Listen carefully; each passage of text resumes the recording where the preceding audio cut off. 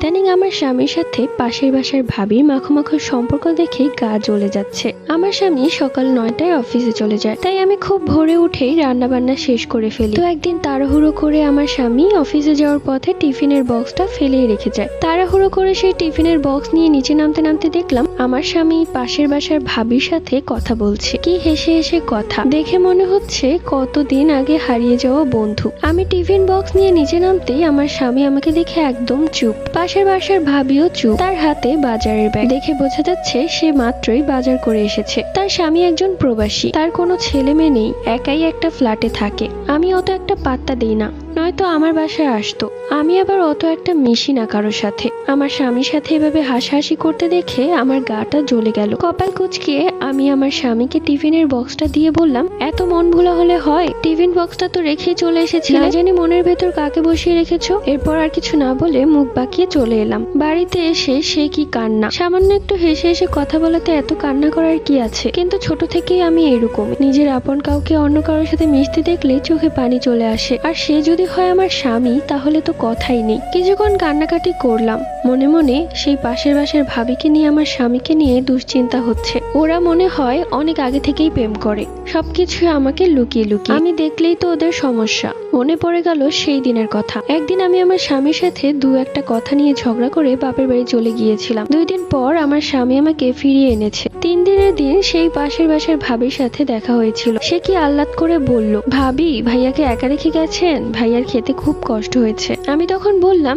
ও তো বাইরে থেকেই খেয়েছে, ওর কষ্ট হয় কোনটাতে সেটা আমি বুঝি। আহারে ভাবি, আপনি যদি ভাইয়ার কষ্টটা বুঝতেন তাহলে তাকে একা করে চলে যেতেন না। আমি আর কথা বলিনি, রাগে আমার শরীর ফেটে যাচ্ছিল। মনে মনে ভাবতে লাগলাম, তখন মনে হয় ওই মহিলা আমাদের ঘরে এসেছিল আর আমার স্বামীর সাথে পীড়িতের আলাপ পেরে গেছে। আমার থেকে আমার স্বামীর জন্য তার কত দরদ। এইসব ভাবতে ভাবতে হঠাৎ করেই ফোনটা বেজে উঠলো। ফোনে তাকিয়ে দেখলাম আমার স্বামী কল করেছে। কলটা কেটে দিলাম। অযথা আমাকে ফোন করার কি আছে? পাশের বাসার ভাবিকে ফোন করেই তো কথা বলতে পারে। সে আবারও ফোন করলো। এবার কলটা ধরলাম। কি হয়েছে, এতবার কল দিচ্ছ কেন? পাশের বাসার ভাবির সাথে তো ভালোই কথা বললে, তাও মন ভরে না? আহা স্মৃতি, তুমি এসব কি কথা বলছো? আমি তো হেঁটেই চলে যাচ্ছিলাম, তিনিই তো গায়ে পড়ে কথা শুরু করলেন। হয়েছে, আর থাক, মিথ্যে কথা বলতে হবে না। আমি আমার নিজের চোখে দেখেছি হাসাহাসি করে কথা বলতে। এতই যখন পাশের বাসার ভাবির সাথে হাসাহাসি করতে ইচ্ছে করে, তার স্বামী তো বাইরে থাকে, যাও না তার ঘরে গিয়ে বসে আলাপ করো। আহ স্মৃতি, তুমি এসব কি কথা বলছো? একটু পরে আমার একটা ইম্পর্টেন্ট মিটিং আছে।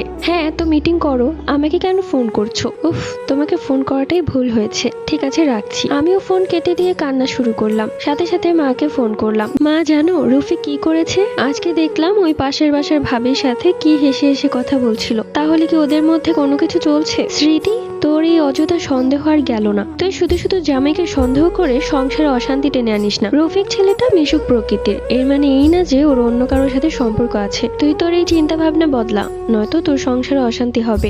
রাগ করে মায়ের ফোন কেটে দিলাম। কিছুক্ষণ পর ভাবতে লাগলাম, আসলেই আমি একটু বেশি ভাবি, একটু বেশি সন্দেহ করি আমার স্বামীকে নিয়ে। কি করব, তাকে যে বড্ড ভালোবাসি, সে অন্য কারোর সাথে হেসে হেসে কথা বললে আমার ভেতরটা যে পুড়ে ছাই হয়ে যায়। তাকে যে বলে বোঝাতে পারি না তুমি অন্য কোনো মেয়ের সাথে কথা বলো না, আমার খুব খারাপ লাগে। তো যাই হোক, মনে মনে ঠিক করলাম আজ রফিকের সব পছন্দের খাবার রান্না করব। কেননা ওর সাথে একটু বেশি খারাপ ব্যবহার করে ফেলেছি। ওই মহিলাটাই তো খারাপ, গায়ে পড়ে কথা বলে। অযথা সেই মহিলাকে আমাদের মাঝে টেনে এনে অশান্তি করার কোনো মানে নেই। রাত 11টার দিকে রফিক আসলো। আমি সব খাবার সাজিয়ে রেখেছি। ওর কাঁধ থেকে অফিসের ব্যাগটা আমার হাতে ধরিয়ে দিয়ে বলল, ব্যাগটা রেখে এসো, খুব ক্লান্ত লাগছে। আমিও ব্যাগটা সুন্দর মতো রেখে আসতে যাব, ঠিক তখনই আমার চোখ পড়লো ব্যাগটা কেমন যেন একটু বড় বড় লাগছে। মনে হচ্ছে ব্যাগের ভেতর কিছু একটা আছে, একটু বেশি ফুলে আছে ব্যাগটা। রফিক ওয়াশরুমে গেছে, এই সুযোগে আমি ব্যাগটা খুললাম। খুলে দেখলাম একটা শপিং ব্যাগ। শপিং ব্যাগের ভেতর কিছু একটা আছে। এটা দেখেই তো আমি খুশিতে আত্মহারা। আমি রাগ করেছি, আমার রাগ ভাঙানোর জন্য রফিক আমার জন্য কিছু একটা কিনে এনেছে। তড়িঘড়ি করে ব্যাগটা তাড়াতাড়ি বের করলাম। বের করে দেখলাম তাতে খুব সুন্দর একটা শাড়ি আছে। শাড়িটা যে কি সুন্দর, দেখে ইচ্ছে করছে এখনই পরি। কিন্তু আমিও অত বোকা না, অযথা ওর সারপ্রাইজটা নষ্ট করব না। তাই যেভাবে ছিল ঠিক সেভাবে করেই রেখে দিলাম। গুনগুন করে গান গাইতে লাগলাম আর অপেক্ষায় রইলাম কখন সে ওই শাড়িটা বের করে আমার হাতে দিয়ে বলবে, স্মৃতি তুমি তো রাগ করেছিলে, তাই তোমার জন্য মিঠাই এনেছি। আমি ওকে খাবার বেড়ে দিলাম। ও খাবার খাচ্ছে আর আমি ওর দিকে তাকিয়ে আছি, কখন বলবে ওই শাড়ির কথা। ও আমার দিকে তাকিয়ে একটু অবাক হলো। এরপর ও খাবারে মনোযোগী হতে লাগলো। খাওয়া শেষ করে উঠে গেল, কিন্তু শাড়ি তো দিল না। ও আচ্ছা, তাহলে ঘুমাতে যাওয়ার সময় শাড়িটা আমাকে গিফট করবে। সব কাজকর্ম শেষ করে লাইট অফ করে ঘুমাতেও চলে এলাম। আজও ব্যাপার, এখন ও আমাকে শাড়িটা দিল না। তাহলে হয়তো ও নিশ্চিত ভুলেই গেছে। এবার আমি ওকে খোঁচা মেরে বলতে লাগলাম, কি গো, তোমার অফিসের ব্যাগটা আজকে কেমন ফুলে আছে, কিছু কি এনেছো নাকি? ও একটু অবাক হলো আর বলল, কি বলো এইসব, তুমি কি আবার ব্যাগ খুলে দেখেছো নাকি? আমি তখন মিথ্যে কথা বললাম, না আমি দেখিনি, কিন্তু আমার কাছে কেমন যেন ব্যাগটা ফুলা মনে হলো। ও আচ্ছা, আসলে অফিস থেকে দরকার কিছু কাগজপত্র দিয়েছিল তো, তাই হয়তো ব্যাগটা ফুলে আছে। শোনো, তুমি কিন্তু ব্যাগটা ধরতে যেও না, একটা কাগজ উলট পালট হলে কিন্তু খবর আছে। আমাকে সবগুলো কাগজ কালকেই জমা দিতে হবে। আর হ্যাঁ, কালকে খুব সকালে আমাকে বাড়ি থেকে বের হয়ে যেতে হবে। আমি তখন নিজে নিজেই ভাবতে লাগলাম, কি হচ্ছে এইসব, ও কি পাগল টাগল হয়ে গেল নাকি? ব্যাগের ভেতর তো অন্য কোনো কাগজ ছিল না, তাহলে মিথ্যে বললো কেন? রাতে কোনোভাবেই আমার ঘুম আসছে না। ওর ব্যাগে যে শাড়িটা ছিল সেটা তো আমাকে দিল না, তাহলে কি অন্য কারোর জন্য এনেছে? ও তাহলে লুকিয়ে লুকিয়ে অন্য কারোর সাথে প্রেম করছে। নিশ্চিত ওই পাশের বাসার ভাবি। যদি এমনটাই হয় তাহলে ওকে আমি একবারের জন্য ছেড়ে দিব। ও থাকুক ওর মতো। সকালে ঘুম থেকে উঠে মুখ ভার করে রেখেছি। ওর সাথে আমার একদমই কথা বলতে ইচ্ছে করছে না। ও আমার সাথে লুকোচুরি করছে। হয়তো এখন আমাকে আর ভালো লাগে না, তাই হয়তো আমার থেকে মুখ ফিরিয়ে নিতে চাচ্ছে। ওর নাস্তা তৈরি করে দিয়ে আমি বেডরুমে এসে শুয়ে পড়লাম। ও নাস্তা খেতে খেতে আবারও বেডরুমে এসে আমাকে বলল, আরে স্মৃতি, কি হয়েছে তোমার? শরীর খারাপ লাগছে নাকি? প্রত্যেকদিন তো আমি খাওয়ার সময় আমার পাশে বসে থাকো, তাহলে আজ হঠাৎ কি হলো? আমি তখন বললাম, সবসময় মানুষের মন মানসিকতা এক থাকে না। ও কিছুই বুঝলো না, ড্যাব ড্যাব করে তাকিয়ে রইলো। ওকে দেখে এতটাই বিরক্ত লাগছিল যে ওকে বললাম, যাও গিয়ে খাওয়া শেষ করো, আজকে না সকালবেলা বের হবে, তোমার না কিসের ইম্পর্টেন্ট কাজ আছে? ও তখন কিছু একটা ভেবে দৌড়ে গেল খাবার খেতে। কোন রকম নাস্তা খেয়ে জুতা পরে তৈরি হয়ে নিল। আমাকে বলল, স্মৃতি, দরজাটা আটকে দাও, আমি যাচ্ছি। আমি কিছুক্ষণ শুয়ে রইলাম। 5 মিনিট পর ও আমাকে আবার বলল, এই স্মৃতি, দরজাটা আটকে দাও। কি ব্যাপার, এতক্ষণে তোর নিচে নেমে যাওয়ার কথা, তাহলে আমার দরজা আটকানোর আশায় বসে আছে কেন? তাহলে কি আমার জন্য ও পাশের বাসার ভাবির ঘরে যেতে পারছে না? আমি তখন উঠে আসলাম। দরজা আটকানোর সময় ও দরজার বাহিরে দাঁড়িয়ে আছে। দরজা আটকে দিয়ে দরজার কান পেতে দাঁড়িয়ে রইলাম। আমার স্বামী রিফাত তখনও দাঁড়িয়ে আছে। ও হয়তো ওয়েট করছে আমি কখন বেডরুমে যাব, আর এই সুযোগে ও পাশের বাসার ভাবির কলিং বেল চাপ দিবে। ও যে দাঁড়িয়ে আছে সেটা আমি বুঝতে পারছি, কারণ সিঁড়ি দিয়ে নামার সময় একটা পায়ের শব্দ হয়, সেই শব্দটা আসছে না। কিছুক্ষণ পর ও পাশের বাসার ভাবির কলিং বেল চাপ দিল, যেটা আমি সন্দেহ করেছিলাম, এবং কিছুক্ষণ পর পাশের বাসার ভাবি দরজা খুললো। দরজা খোলার পর কোনো কথা শুনতে পেলাম না, সাথে সাথে দরজা আটকে দিল। আমি আর নিজেকে আটকে রাখতে পারলাম না। আর কান্না নয়, আমি এবার সোজা পাশের বাসার ভাবির কলিং বেল টিপ দিব এবং দেখব ও কি সত্যি সেখানে আছে কিনা। যদি থাকে তাহলে আজকে এসপার কি ওসপার হবে। সময় নষ্ট না করে আস্তে করে দরজা খুললাম যাতে টের না পায় কেউ। এরপর পাশের বাসার ভাবি কলিং বেল চাপ দিলাম। যেহেতু গেটে কোনো দূরবীন লাগানো ছিল না, তাই সে বুঝতেও পারেনি। কিছুক্ষণ পর পাশের বাসার ভাবি দরজা খুলে দিল। আমাকে দেখে ভূত দেখার মতো চমকে উঠলো। আরে স্মৃতি ভাবি, আপনি? আমি তখন তার সাথে কথা না বলে তাকে ধাক্কা দিয়ে সরিয়ে ভেতরে প্রবেশ করলাম এবং গিয়ে কি দেখলাম জানেন? সেই ভাবির বেডরুমের বিছানার উপর রিফাত বসে আছে। ব্যাগ থেকে কালকে দেখা সেই শাড়িটা হাতে বের করে রেখেছে, হয়তো তাকে এখনই উপহারটা দিবে। আমাকে দেখে রিফাত ভূত দেখার মতো চমকে উঠলো। তোতলাতে তোতলাতে বলল, আরে স্মৃতি, তুমি এখানে? আমি একটা দীর্ঘশ্বাস ফেললাম। রিফাতের সাথে আমার 4 বছরের সংসার। ওর সাথে আমার পালিয়ে বিয়ে হয়েছিল। বিয়ের পর মা বাবা ওকে মেনে নিয়েছিল। ওর মা বাবা আমাকে মেনে নিয়েছিল, কিন্তু তারা দুজনের একজনও এখন আর বেঁচে নেই। ওর একটি বোন আছে, সেও বিবাহিত। তাই আমরা নিজেদের মতোই থাকতাম। তাকিয়ে থাকলাম রিফাতের দিকে। চোখের কোণে জমে থাকা পানি আটকাতে সেখানে আর এক মুহূর্ত না দাঁড়িয়ে থেকে সেখান থেকে চলে এলাম। বাসায় এসে জোরে দরজা আটকে দিলাম। এত জোরে দরজা আটকিয়েছে যে সবাই শুনতে পেয়েছে। নিজেকে আর ধরে রাখতে পারলাম না। চোখের পানি সব টপ টপ করে পড়ছে। কাকে আমি এতটা ভালোবাসলাম, কার সাথে 4টি বছর সংসার করলাম, আজ সে কিনা অন্য একটা বিবাহিত মহিলার জন্য শাড়ি কিনে এনেছে। কিছুক্ষণ পর আমার ঘরের কলিং বেল বাজছে। আমি আর দরজা খুলিনি, জানি রিফাত এসেছে। হয়তো এখন আমাকে উল্টাপাল্টা কোনো কিছু বোঝানোর চেষ্টা করবে। আমি তো বোকা, তাই প্রত্যেকবার বিশ্বাস করি। কিন্তু এবার নিজের চোখে দেখেছি, শাড়িটা যদি আমাকে নাও দিত তাও এত কষ্ট পেতাম না। কিন্তু তা বলে পাশের বাসার সেই মহিলাকে দিবে, তাও আবার আমার থেকে লুকিয়ে। অনেকক্ষণ কলিং বেল বাজালো, দরজা নক করলো, কিন্তু আমি আর খুললাম না, কোনো শব্দও করলাম না। ও কিছুক্ষণ দাঁড়িয়ে থেকে চলে গেল অফিসে। ও অফিসে চলে যাওয়ার পর আমি আর একটু সময় নষ্ট করলাম না। আমার কাপড় চোপড় সবকিছু গুছিয়ে নিলাম। আজই আমি আমার বাপের বাড়ি চলে যাব এবং যা কথা হওয়ার সেখানেই হবে। ব্যাগ গুছিয়ে চলে গেলাম। অবশ্য বাসার ডুপ্লিকেট একটা চাবি আছে ওর কাছে, তাই সমস্যা নেই। কি বোকা আমি, সেই মানুষটার জন্য আবারও ভাবছি। বাসায় এসে কলিং বেল দিতে মা এসে দরজা খুললো। আমাকে দেখেই তো অবাক, হাতে আবার কাপড়ের ব্যাগ। কি রে স্মৃতি, কি হয়েছে? তুই একা? জামাই কোথায়? আমি তখন মাকে কিছু না বলে ভেতরে প্রবেশ করলাম। মা আমার পেছন পেছন আমার রুমে এলো আর বলল, কি হয়েছে মা, সবকিছু খুলে বলতো আমাকে। আবার ঝগড়া হয়েছে তোদের? আমি আর সহ্য করতে পারলাম না, মাকে জড়িয়ে ধরে হাউমাউ করে কান্না শুরু করলাম আর সবকিছু খুলে বললাম। সবকিছু শুনে মা তো অবাক, প্রচন্ড রেগে গেছে মা। তারপরেও আমাকে বলল, ভুলেও এসব কথা তোর বাবাকে বলিস না, তাহলে কিন্তু খুব রেগে যাবে। তুমি এগুলো কি বলছো মা?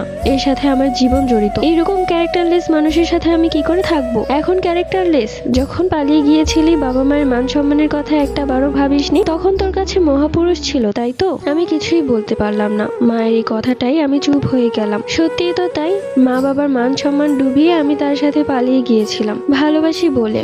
আজ আবার কি করে মা বাবাকে বলতে এসেছি ওর সাথে আর সংসার করব না, আর মা বাবাও সবকিছু ভুলে গিয়ে আমাকে মেনে নিবে। আসলে মেয়েদের নিজের বাড়ি বলতে কোনো কিছুই হয় না। তাই মাথা ঠান্ডা করলাম। রাগের মাথায় কোনো সিদ্ধান্ত নিতে চাচ্ছি না। এমনও না যে আমি কোনো কিছু করি। নিজে চাকরি করলে হয়তো রিফাতের কথা একটা বারও ভাবতাম না, নিজেরটা নিজেই বুঝে নিতাম। সোজা রিফাতকে ডিভোর্স দিয়ে দিতাম। মা আমাকে নিজের মতো বোঝালো। এরপর আমি রাত 8টার দিকে সোজা বাসায় চলে আসি। কোনোভাবেই আমার মন টানছিল না বাসায় আসার, তারপরেও আসতে হলো। বাসায় এসে দেখি রিফাত বাসায় চলে এসেছে। কলিং বেল টিপ দিলাম। রিফাত এসে দরজা খুললো। রিফাতের পাশ দিয়ে বেরিয়ে এলো পাশের বাড়ির ভাবি। আহ কি মজা, এতক্ষণ তাহলে আমার বেডরুমেই ছিল তারা। আমি দেখেও না দেখার ভান করে ভেতরে প্রবেশ করলাম। রিফাত চুপ, কোনো কথাই বলছে না, আমিও বলছি না। ব্যাগ থেকে কাপড়গুলো বের করে আবার সুন্দর করে সাজিয়ে রাখলাম। ড্রয়িং রুমের লাইট অফ করে বসে আছি, চোখ দিয়ে পানি পড়ছে অনবরত। আমার সেই ভালোবাসার মানুষটা বড় অদ্ভুত। এত কিছু হওয়ার পরেও অনুতপ্ত নয় সে, একটা বারও আমাকে জড়িয়ে ধরে মাফ চাচ্ছে না। আমি ঠিক করেছিলাম আমাকে জড়িয়ে ধরে মাফ চাইলেই আমি সবকিছু ভুলে আবার নতুন করে তার সাথে সুন্দর জীবন শুরু করব। কিন্তু সে আমার কাছেই আসছে না, বরং আমার থেকে পালাচ্ছে। মনে মনে ভাবলাম পাশের বাসার সেই মহিলার কথা। তার স্বামী প্রবাসে, লোকটা কত কষ্ট করেই না টাকা পাঠায়, আর সেই মহিলা নিজের স্বামী থাকার সত্ত্বেও অন্য একজনের স্বামীর সাথে নোংরামো করছে। এইসব ভাবছি আর কান্না করছি। কিছুক্ষণ বাদে রিফাত এই রুমে এসে লাইট অন করলো। রিফাতকে দেখেই আমি চোখের পানি মুছলাম। ও তখন আমার কাছে এসে বলল, আমার ক্ষুধা পেয়েছে, খেতে দাও, আর তুমিও খাবে, চলো। আমি তখন কিছুই বললাম না, রাগান্বিত চোখে ওর দিকে তাকিয়ে রইলাম। সেই তাকাতেই আমার চোখ দিয়ে পানি পড়ে গেল। ও তখনও কিছুই বলতে পারছে না, মাথা নিচু করে আছে। আমি ওকে বললাম, কবে থেকে চলছে তোমাদের এসব? এইসব মানে কি বলতে চাচ্ছ তুমি? এইসব মানে কি বুঝো না তুমি? তুমি তো সবই বুঝো। বুঝি না শুধু আমি শুধু না বুঝে মানুষকে অন্ধের মতো বিশ্বাস করি, আর সেই বিশ্বাসের মূল্য মানুষ আমাকে এভাবে দেয় যে মরে যেতে ইচ্ছে করে আমার। স্মৃতি, কি সব উল্টাপাল্টা কথা বলছো তুমি? এখনো তোমার মনে হচ্ছে আমি উল্টোপাল্টা কথা বলছি? তাহলে সঠিক কথা কোনটা আমাকে বলে দাও, আমি সেটাই জিজ্ঞেস করি। দেখো স্মৃতি, আমি অনেক চাপের মধ্যে আছি। চাপ? কিসের চাপ? তুমি তো অনেক ফুর্তিতে আছো, ঘরে বউ থাকা সত্ত্বেও অন্য মহিলার সাথে ফুর্তি করতে সুযোগ পাচ্ছ। আল্লাহর দোহাই স্মৃতি, তুমি আর এসব কথা আমাকে বলো না। তোমাকে আর কি বলবো রিফাত, তুমি আমার মনটাকে এমন ভাবে ভেঙে দিয়েছো যেটা আমি চাইলেও আর জোড়া লাগাতে পারবো না। ভুলে গেছো তোমাকে আমি আমার পরিবারের বিরুদ্ধে গিয়ে বিয়ে করেছিলাম? কতটা ভালোবেসেছিলাম তোমাকে। আমি সব সময় আমার জায়গায় স্থির ছিলাম, একটুও কম ভালোবাসিনি তোমাকে, কখনো অন্য পুরুষে আসক্ত হইনি। কিন্তু তুমি পারলে না, তুমি তোমার জায়গায় স্থির থাকতে পারলে না। আমার ভালোবাসাটাই ব্যর্থ। রিফাত হাঁটু গেড়ে বসে পড়লো মাটিতে, আমার পা ধরে বলল। ওর চোখে তখন পানি টলমল করছে। ছাড়ো, ধরবে না আমাকে। তুমি ওই নোংরা হাতে আমাকে স্পর্শ করবে না। বিশ্বাস করো স্মৃতি, তুমি ছাড়া আমাকে আর কেউ বুঝবে না। আমি যে কত বড় হুমকির মুখে আছি তা তোমাকে বলে বোঝাতে পারবো না। আমার ক্যারিয়ার, আমার মান সম্মান সবকিছু শেষ হয়ে যাবে। এবার আমি একটু শান্ত হয়ে তাকে জিজ্ঞেস করলাম, তোমার ক্যারিয়ার, তোমার সম্মান কে নষ্ট করবে? তুমি নিজেই তো নষ্ট করতে চাচ্ছ। না স্মৃতি, তুমি যা দেখছো আর আমাকে যা ভাবছো সেটা না। বিশ্বাস করো, আমি তোমাকে আগে যেমনটা ভালোবাসতাম ঠিক এখনো তেমনটাই ভালোবাসি। আমাকে ফাঁসানো হচ্ছে, আমাকে ব্ল্যাকমেল করা হচ্ছে, সবকিছু মিলিয়ে আমি পাগল হয়ে যাচ্ছি। আমাকে এখান থেকে বের করো, আমি আর সহ্য করতে পারছি না, আমি সুইসাইড করব। এইসব তুমি কি বলছো রিফাত? কে তোমাকে ব্ল্যাকমেল করছে? ওই পাশের বাসার ভাবি। কি করেছে ওই মহিলা? তুমি শুধু একটা বার আমাকে বলো, তারপর যা ব্যবস্থা নেওয়ার আমি নিব। আমার এতে কোনো দোষ ছিল না স্মৃতি। তাহলে শোনো, আজ থেকে 2 মাস আগের কথা। তুমি আমার উপর রাগ করে বাপের বাড়ি চলে গিয়েছিলে। আমিও খুব রেগেছিলাম, যার কারণে তোমাকে আনতে যাই। দরজা খুলে দেখলাম পাশের বাসার ভাবি দাঁড়িয়ে আছে। তাকে দেখে আমি কিছুটা অপ্রস্তুত হয়ে পড়ি, কেননা আমি একটা সেন্টু গেঞ্জি পরা ছিলাম। আমি তখন আগ্রহীর সুরে বললাম, তারপর কি হয়েছে রিফাত? সে কি ভেতরে এসেছিল? রিফাত বলল, তার হাতে একটা বাটি ছিল এবং সে বাটিটা ঢাকা ছিল। সে আমাকে বলল, স্মৃতি ভাবি কোথায়? তার জন্য আমি মুরগির মাংস রান্না করে এনেছি। আমি তখন কি বলবো ভেবে না পেয়ে বললাম, তোমার বাবা অসুস্থ, তাই তুমি বাপের বাড়িতে গেছো। কিন্তু সে ভাবির কথাবার্তায় মনে হচ্ছিল তুমি যে বাপের বাড়িতে গেছো সে খুব ভালো করেই জানে। আমি তখন কিছুই বললাম না। সেই আমাকে বলল, ইস, আজ প্রথমবার আপনাদের বাড়িতে আসলাম, ভেতরে আসতে বলবেন না? আমি খুবই লজ্জা পাচ্ছিলাম, কেননা তুমিও বাসায় ছিলে না। আর এর মধ্যে তিনি বাসায় আসতে চাচ্ছেন, আমি নাও করতে পারছিলাম না। তাই আমি তাকে বলেছিলাম, জি ভেতরে আসুন। এরপর সে এসে আমাদের ড্রয়িং রুমে বসেছিল। আমি তাড়াতাড়ি করে শার্ট পরে আসতেই দেখলাম সে তার হাতে থাকা মুরগির মাংসটা চামচ দিয়ে নাড়ছে। আমি তাকে বললাম, আসলে স্মৃতি বাসায় নেই তো, তাই আমার একটু কেমন যেন লাগছে। আপনি যদি কিছু না মনে করেন তাহলে স্মৃতি যখন বাসায় থাকে তখন আসবেন, কেননা আমার স্ত্রী একটু মাইন্ড করে। এই কথা বলতে উনি একদম কান্না কান্না ভাব ধরে বলল, ইস, আজ প্রথমবার আপনাদের বাসায় আসলাম আর আমার সাথে এই ব্যবহারটা করতে পারলেন? মানুষ মানুষের সাথে এত খারাপ ব্যবহার করে? এই বলে সে কান্নাকাটি শুরু করে দিল। সে এমন ভাবে কান্নাকাটি করছিল, আমি খুবই লজ্জা পাচ্ছিলাম। আমি তখন তার কান্না থামানোর চেষ্টা করলাম। তখন সে বলল, ঠিক আছে, আমি এক শর্তে কান্না থামাবো আর এখনই এখান থেকে চলে যাচ্ছি। কিন্তু এই মুরগির মাংসটা আমি খুব কষ্ট করে রান্না করেছি, তাই আপনি এখনই আমার সামনে একটু খাবেন। আমি মনে মনে ভাবলাম, এইটা আবার কেমন শর্ত? আমি তাকে বললাম, আমি কিছুক্ষণ আগেই খেয়েছি, আমার পেট ভরা, তাই এখন আমি কিছু খেতে পারবো না, আপনি রেখে যান, আমি পরে খাবো। কিন্তু এক পর্যায়ে সে খুব জোরাজোরি করছিল এবং নিজের হাতে আমাকে জোর জবরদস্তি মুরগির মাংস খাইয়ে দিল। সেই মুরগির মাংস খাওয়ার পর আমার যে কি হলো আমি তা বলতে পারবো না। যখন আমার সেন্স ফিরলো তখন দেখলাম আমি আমার বেডে শুয়ে আছি। আমার অবস্থা খারাপ ছিল। আমি মনে মনে ভাবতে লাগলাম, কি থেকে কি হলো, কিছুই তো মাথায় ধরছে না। যখনই মনে পড়লো সেই মাংসের কথা, তখন আমি সারা ঘর খুঁজলাম, কিন্তু সেই বাটি আর মাংস কোথাও পেলাম না। ভেবেছিলাম হয়তো আমি যা দেখেছি সবটাই স্বপ্ন ছিল। আমি তখন চোখের পানি মুছে বললাম, এরপর কি হয়েছে রিফাত? তোমার মনে আছে সেই রাতেই আমি তোমাকে নিতে গিয়েছিলাম, কেননা আমার একটুও ভালো লাগছিল না, কিছুক্ষণ পর পর মাথা ঘুরাচ্ছিল। তোমাকে নিতে যাওয়ার সময় সে পাশের বাসার ভাবির সাথে আমার দেখা হয়। সে হয়তো কান পেতেছিল, যেই না আমাকে দরজা আটকাতে দেখেছে অমনি দরজা খুলে আমার সামনে দাঁড়িয়ে গেছে আর আমাকে তার ফোন বের করে আমার কিছু নোংরা ছবি দেখায় তার সাথে। কিন্তু কসম করে বলছি আমি এসবের কিছুই জানি না। প্রত্যেকটা ছবিতে আমাকে ঘুমন্ত অবস্থায় দেখাচ্ছে, কিন্তু আমি তাকে খুব নোংরা ভাবে জড়িয়ে ধরেছি। এই সবকিছু দেখে রীতিমতো আমার হাত পা কাঁপছিল। তুমি এমনিতেই আমাকে সন্দেহ করো, তার উপর এইসব দেখলে আমার কি অবস্থা হবে? আমি তোমাকে কোনোভাবেই হারাতে চাচ্ছিলাম না। এরপর সে আমাকে ব্ল্যাকমেল শুরু করলো, বলতে লাগলো আমি যদি তার কথা না শুনি তাহলে সবকিছু তোমাকে দেখি। পাশের বাড়ির ভাবির কথা ছিল, সে যখন যা চাইবে তখনই তা তাকে দিতে হবে, হোক সেটা দাম। সেই দিন অফিসে যাওয়ার পথে আমি ইচ্ছে করে আমার টিফিনের বক্স রেখে গিয়েছিলাম। এইটা ছিল তার আবদার। বলেছে তোমাকে দেখে যেন তার সাথে হাসাহাসি করে কথা বলি, যাতে তুমি জেলাস ফিল করো। আমার কোনো উপায় ছিল না। সেই নোংরা ছবিগুলো দেখানোর চাইতে এটা আমার কাছে খুব সহজ মনে হয়েছে। কিন্তু জানি তুমি খুব কষ্ট পেয়েছিলে। আমি অফিসে গিয়ে তোমার জন্য খুব মন খারাপ করেছিলাম। আমি যে তোমার সাথে খুব অন্যায় করেছি তাই। আমি এমনটাও সেই পাশের বাসার ভাবিকে বলেছি, দেখুন আপনার তো স্বামী আছে, সংসার আছে, তাহলে কি জন্য আপনি আমার সংসারটা নষ্ট করার চেষ্টা করছেন? তখন সে হেসে বলল, তার স্বামী নাকি ব্যস্ত মানুষ, তাকে সময় দেয় না, শুধু মাস শেষ হলে টাকা পাঠায়। এইতে একটা স্ত্রী কখনোই ভালো থাকতে পারে না। তাই সে ইচ্ছে করে আমাকে এই ফাঁদে ফেলেছে। জানো, সে আমার কাছে স্বীকার করেছে এর আগেও নাকি দুটো ছেলেকে এভাবেই ফাঁদে ফেলেছিল। এরপর তাদের সংসার নাকি নষ্ট করে দিয়েছে। বিশ্বাস করো স্মৃতি, আমি তোমাকে অনেক ভালোবাসি, আমি তোমাকে হারাতে চাই না, যার কারণে সেই মহিলার নোংরা খেলা আমাকে খেলতে হচ্ছে। সব শুনে আমি এবার স্থির করলাম যে সেই মহিলার একটা ব্যবস্থা করব।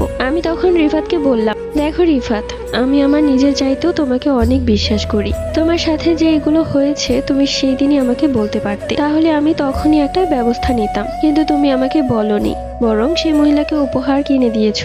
এখন আমার কোনো কষ্ট নেই জানো, কারণ আমি আমার স্বামীটাকে শুধু শুধু ভুল বুঝেছি। সত্যি তুমি আমাকে অনেক ভালোবাসো, আর তোমার চাইতে বেশি কেউ আমাকে ভালোবাসতে পারবে না। তুমি চিন্তা করো না রিফাত, আমি তোমার পাশে আছি। সেই মহিলার স্বামীকে সবকিছু জানাবো। রিফাত তখন বলল, এটা আমিও চেয়েছিলাম, কিন্তু সে মহিলা বলেছে আমার এবং তার তোলা সেই সব নোংরা ছবি সবাইকে দেখিয়ে দরকার পড়লে তার স্বামীকে ডিভোর্স দিয়ে হলেও আমাকে বিয়ে করবে। এখন আমি কি করব বলো তো? আমি তখন আর সময় নষ্ট না করে রিফাতকে নিয়ে সোজা পুলিশ স্টেশনে চলে গেলাম এবং থানায় গিয়ে সেই মহিলার নামে একটা মামলা করি, মানহানির মামলা। আমার স্বামী রিফাত আমাকে যেমনটা বলেছিল ঠিক তেমনটাই পুলিশকেও জানিয়েছে। পুলিশ সব শুনে সেই মহিলার সাথে যোগাযোগ করার চেষ্টা করে, কিন্তু সেই মহিলা কল কেটে দেয়। এরপর পুলিশকে নিয়ে সোজা তার ফ্ল্যাটে চলে যায়। লোকজন জড়ো হয়ে গিয়েছিল। আমি ততক্ষণে সবাইকে জানিয়েছি তার কর্মকীর্তির কথা। সবাই ছিছি করতে লাগলো সেই মহিলাকে। এরপর পুলিশ তার ফোন থেকে আমার স্বামীর সাথে তোলা সেই খারাপ ছবিগুলো ডিলিট করে দেয় এবং আরো অনেক তথ্য পায়।